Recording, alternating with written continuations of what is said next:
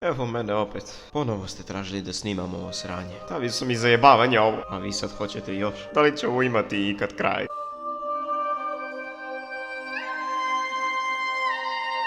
Ok, da, očigledno ne. Danas rangiram 100 waifua. Tačnije vaše omiljene waifue. Tako da, bit ću kratak i jasan kada rangiram. Ovu rang listu nisam ja pravio, nego već The Anime Man. Tako da zato možda neke waifue neću moći da rangiram. Jer ih ne znam. A i nemojte meni da se žalite ako fali neka vaša waifu. Jer sam uzeo gotovu listu. Ajde započnemo više. Pa da vidimo. Gdje je Speedwagon?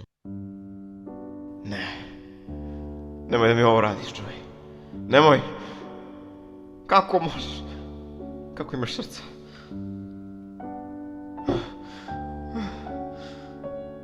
Gdje je Speedwagon, pedarčino je? Malo sam razočaran u izbor, ali naravno stoji, ovo je moja lista, rangirat ću je po mom, tako da ko se ne slaže oko nečega, s njim neću da delim kolače. Znam da većina vas se lože na lezbejke, ali ja iskreno nisam neki pretjerani fan toga što se tiče anime, naravno. Zato mi Yuzu nije nešto specijalno, barem meni. Kao waifu je okej, ali ima mnogo bolje. Taiga je vaš klasičan tsundere. Od ovakvih waifua dobijete uzbuđenje kada ih prvi put susrećete. Ako već gledate duže vreme anime, verujem da vam se donekle i smučio ceo taj tsundere pojam, jer je jako čest da se nađe u animeu, a i redak je dobar primjer da se nađe. Neću da kažem da je ona copy-paste, jer anime nije nov, pa ne mogu baš da se izvlačim na to, ali tokom anime ona ume da bude jako iritantna i da uopšte ne može da se meri sa pojedinim tsunderema koje ćete upravo da vidite u ovom klipu.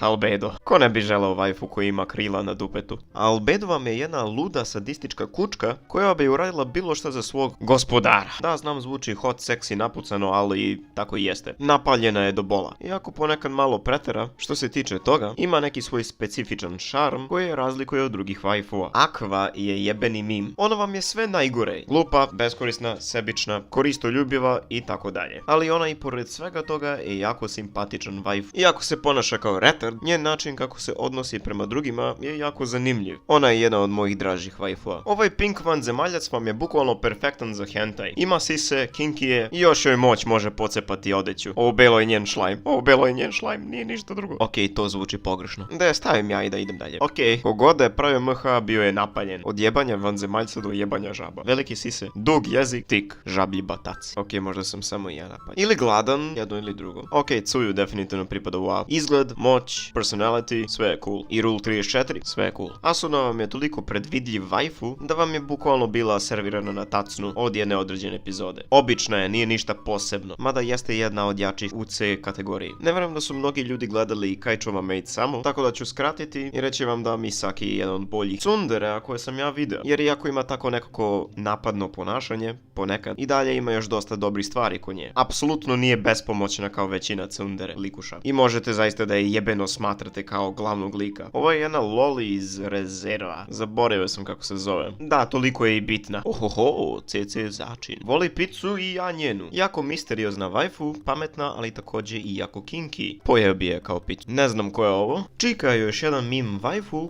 koja je doživio slavu od njenog endinga. Razigrana je, a i ima života. Iz Hyoki nemate nešto baš mnogo waifua koji su bog zna šta nešto. Uglavnom glavna likuša je okej, ali je suviše basic po mom ukusu. Darkness je još jedna waifu iz Konosube koju ću da overrate, jer jednostavno se suviše palim na to što je ona napaljeni mazohista. Da, ja sam Emilia fanboy. Po meni ona je top waifu u Re:Zero, a ima dosta dobrih stvari kod nje koji drugi waifu i nemaju. Erza je jebeno pre-OP waifu koji ima jako toplu stranu. Ona je po meni bila perfektna u prvom delu Fairy Taila, kasnije malo manje. Ove dve idu u D, nema šta pričati, tipične su, a i jako nebitne. Većina vas i ne znate za njih. Postoje par waifua iz Monogatari koje ne mogu da rangiram, nažalost, tako da ove dve moram da stavim ovdje. Mnogi ne znaju da je Hestia u real lifeu prava boginja, grčka boginja. Tako da ako gledamo po priči njenoj kako bi trebala da bude, u animeu su je super prikazali. Ovako je klasična pijavica, ali zaslužuje više. Ja jebeno obožavam Shinobu, pametna, jaka, ali i voli strašno da zajebava. Zato je i strašno volim. Akeno vam je klasična dudlara koja je trebala bude u hentaju, a ne u animeu. Ne bi bilo neke razlike. Ne verujem da znate za ovu Hinatu, tako da ubrzat ću, nije ništa spec. Uglavnom, ovu Hinatu verujem da znate, ali također nije ništa spec također. Zna da viče Naruto, a i poprilično je useless. Dobro, nije baš kao Sakura, ali tu je negdje. Ne znam ko je ovo, ali vjerojatno je iz Touhoa. Da, planiram da gledam to ako je to u pitanju. Neću da dužim sa ovom, ali svakako pripada ovdje. Da, ova lista izgubila poentu kao i moj život, tako da imam naglo da sad da ubrzam, jer imam dosta waifua ispred. Ovo možda znam, možda ne znam, svakako nisam siguran ko je u pitanju. Ibuki je baš cool waifu, jer ima jako zabavan, metaličarski personality. Luda je do bola, pa zato je mnogi vole. O, Isla, verujem da ste dosta plakali, ali don't judge me, ovdje je stavljam. Ako imate fetiš na male sestre, Kotori vam je idealan waifu. Pogotovo ako volite bossy, loli waifue. Konata vam je razigrana, detinjasta ludača. Mnogi bi rekli da ona nije ništa specijalna, ali zapravo postoji jedan deo nje koji mnogi ne kapiraju. Svakako kod mene je ovdje ona. Znam ko je Jean Alter, ali ne znam gdje bi otprilike stavio, tako da morat ću ovdje, izvijem se za Fate fanove. Još jedna napaljena waifu koja ima krila na dupetu, ali je zapravo jako pametna i želi to više da uči. Svakako verujem da većina vas su svršavali na nju, tako da jebi ga ovdje do. Ova waifu daje mnogo veliki značaj kad nekome kažeš da će te jebati u uši. Ova likuša to može jako dobro da radi. Kao waifu ona nije nešto mnogo prikazana, I guess. Nema baš mnogo screen time. Ovo je jedna kurva koja me jako plaši, uglavnom voli da se kocka. Da rešim svoje muke, pošto ne znam šta specijalno kažem za nju, stavljam je ovdje. Jer od toga više nije. Ok, zašto je Joy stavljao loli ako i kurac? Uglavnom, za ovo ako imate jako veliki loli fetiš, idealna je waifu. Cute je, ali postoje bolje loli od nje. Jebi ga. Kao na primjer Kana, naša sledeća loli koju rangiram. Ona je čak i jebeni meme, a i u jednom periodu bila je dosta na Rule 34. Pravda za Kanu. Ova mala kurva je izbila mnoge muke za par određenih ljudi. Karen iz Code Geassa. Ima dosta dobrih stvari kod nje, ali uglavnom imala je dosta scene gdje je ona meni sedala na kurac. A ja verujem da je i vama donekle, tako da ovdje negdje. Ova donekle Totara je ok, ali ništa specijalno, kao i ceo Haganai. Evo vam jedna preporuka. Gledajte How to Raise a Boring Girlfriend. To girl ne mogu da izgovorim po to ti je. Svakako ova vam je elitna waifu, jako dobra. Ovu ne znam, preferiram više Onoderu nego Chitoge, ali i Chitoge ima baš dosta dobrih stvari kod nje. Ona vam je također jedan klasični tsundere, ali nije razmažena do bola. Touka ima simetrične sise. Od nje otprilike možete samo da očekujete vruću kafu i poslije da vas pita da li ste za seks. Nije ništa specijalno po mom mišljenju. Neću oceniti ovo jer moram da rewatcham Food Warsa i da gledam ono što nisam, tako da ovo neću da ocenjujem.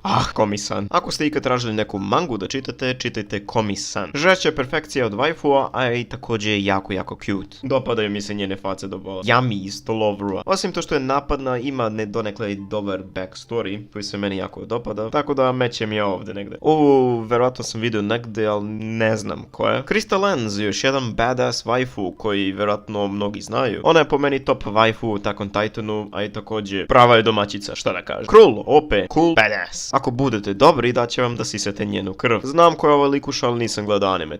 Ova likuša vam je bukvalno najveći cringe koji sam ikada video. Ok, svi se palimo na ovu likušu. A ja mislim da sam pričao već brdo puta o kurmi. Sačuvat ću samog sebe. Nisam gledao Bungo Stray Dogs. Ova likuša mi ide jako na kurac. Lucy vam je tipičan fairy tale waifu koji ima velike sise. Ali vi meni kažete kada je ona ikada bila korisna. Možda u nekih par situacija, ali uglavnom je prop u animeu. Maki se kurisu.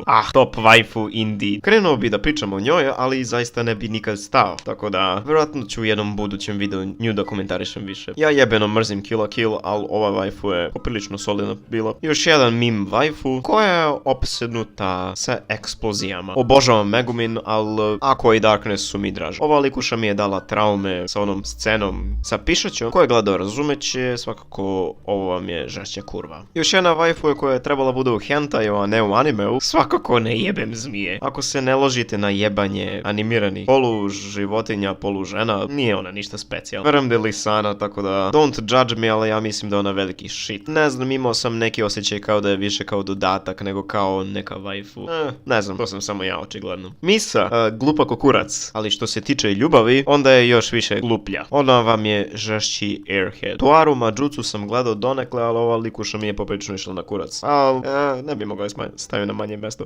Vidim ponovo plačete. Šta da kažem? Dobra je waifu, ali nekako imam osjećaj kao da je nametnuta suviše. Momo.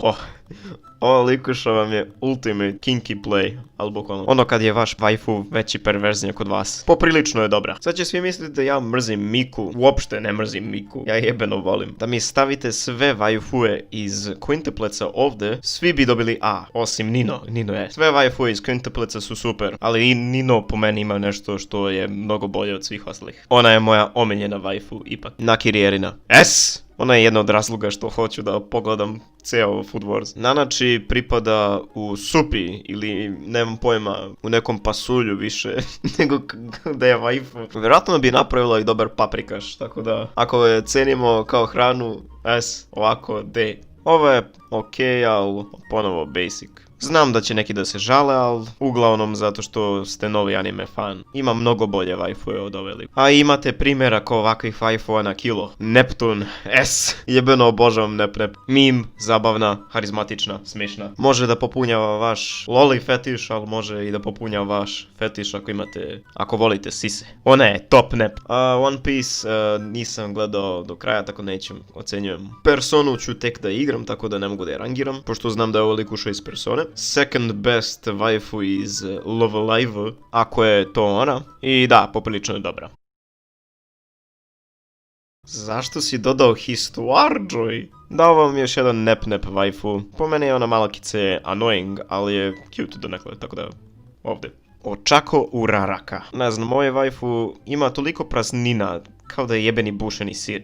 Nema neki character development. U ovim novim sezonama ona mi je kao neka vezana vreća za Dekua. Znam koja, ali neću da rangiram, jer nisam gledao i taj deo. Ali Shinobu S. Kada pogledam ceo Monogatari, obećavam da više komentarišem to. Ram. Da, zanimljiva pojava. Donekle je i mim.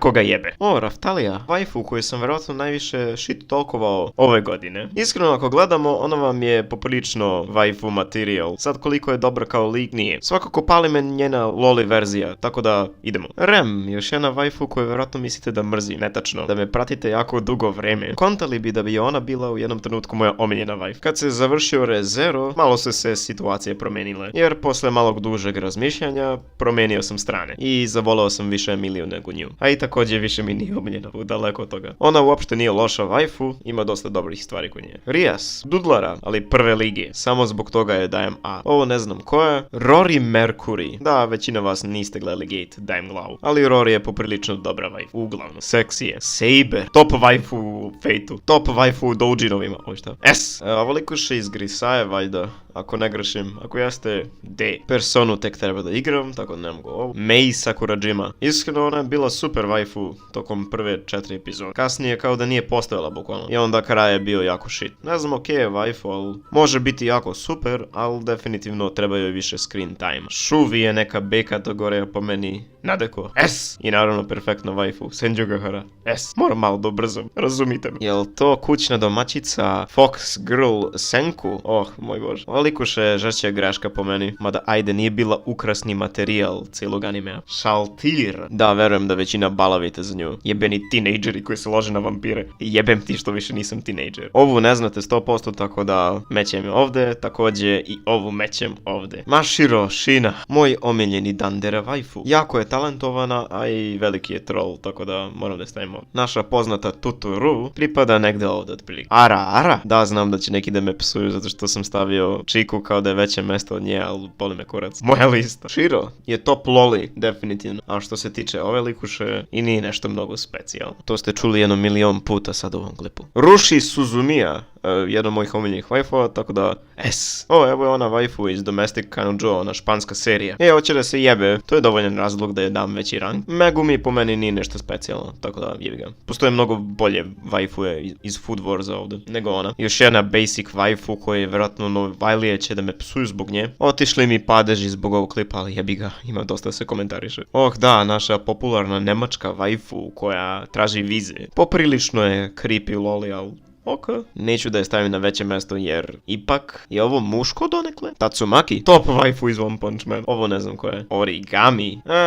Iskreno ona može ponekad da bude annoying, ali nije tako loša. Low B. Himiko Toga je još jedna raspala yandere. Ok, donekle, ajde. Rin Tosaka, top tsundere. Meći US. Mugi, meći mi ovdje. Tri Shuna, top JoJo waifu. Meći ovdje. Ok, da, mogu bi da smirim doživljaj. Violet Evergarden, malo dosadna waifu, iskreno te kažem, ali dobre donekle. Dobro, nije donekle, dobre.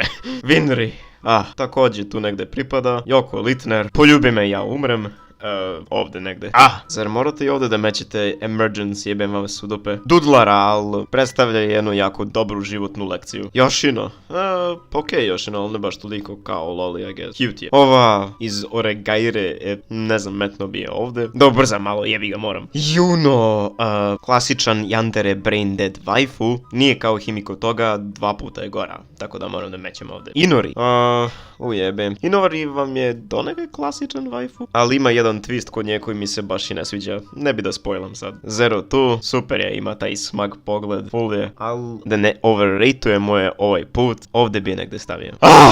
Gotov. Molim vas više ne tražite rang liste. Ja se izvinjam to što sad nisam bio nešto mnogo opširan i da sam po nekim delovima malo žurio. Verujem da ste se smorili zbog toga, ali jebi ga, ja zaista ne mogu za svaku waifu da pričam mnogo, pogotovo kada ih ima ovako na 100. Za svaku waifu bi vjerojatno mogu da izvučem klip od 10 minuta da pričam samo o njoj, ali ovako jednostavno moram da skratim jer pobegli bi jako brzo iz klipa. Mada verujem da neće mi biti sjajan duration posle ovog. Svakako, hvala vam što ste gledali. Ako ste pogledali ceo klip, svaka vam čast i mi se vidimo sljedeći put. Sayonara.